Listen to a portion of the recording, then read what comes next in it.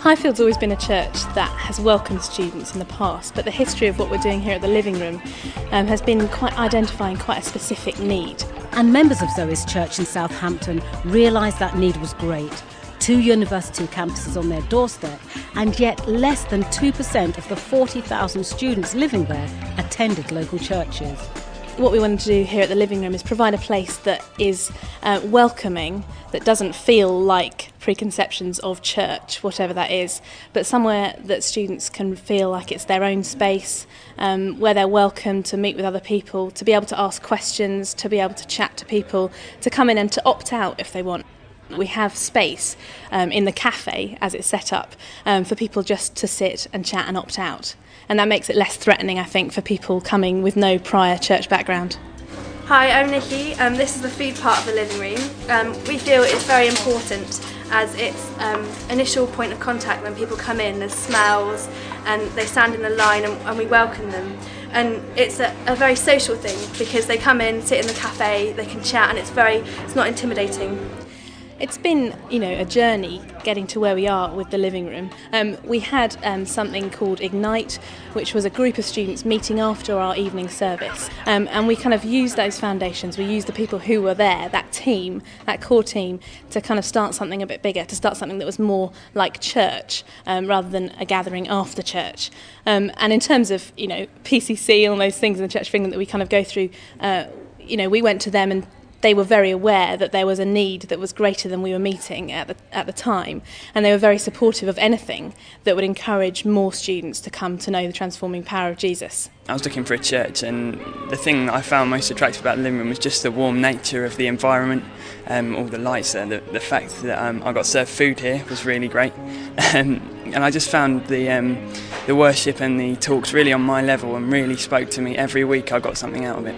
I was very nervous, but no, it was really good, really chilled out. No one expected anything of you. It was just a nice place to come, really. You can take part as much as you want or as little as you want, so that was really good.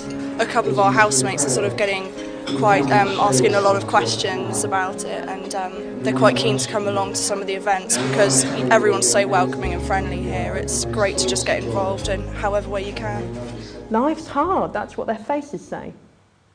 And then we met these Christians who were living in the same place with the same stuff going on in their lives, the same sort of history, and they've still got really tough lives. But we have to remember in the midst of those times. People are the best resource, I would say. I mean, I've got a team here of 20 students who are just absolutely wonderful and who come here at 4:30 on a Sunday afternoon and set up and stay until 11:30 at night and kind of take everything down again. The vision for it was to be a place where unchurched students would come and know Jesus. But we didn't ever set out to start it as a congregation, but it certainly has evolved into that, and obviously along the way we've had discussions about the implications for our other services, for our main 6:30 service, which has historically been a service where students come to. I think it's quite important for students, particularly in this culture now, to have people mentoring them and people who they're accountable to who are of a similar age, and I'm not pretending that I'm still student age, but I can relate to them. I think people in this culture respond very well to peer-led accountability and mentoring, but obviously I'm part of a greater structure. The line doesn't stop with me. I have somebody who oversees the youth and student work and the vicar here at Highfield who are all around, but as far as my role goes, I think I probably wouldn't want to be much older than I am. If I was advising somebody on how to start up something that would reach students in their local community, then I would probably recommend that they start by building a team. Build a team of people who are passionate about the vision for reaching students, who have a heart for it, and pray and spend time hearing God, and then to step out, to have big dreams and big goals, to think outside the box a bit, and to start doing things that are more student friendly. We no longer live in an age where people respond just to words, just to kind of teaching, and people have no prior knowledge of who Jesus is, so you need to really start with something. They want to see something immediate, something tangible. When they see something that is authentic, they want to be part of it.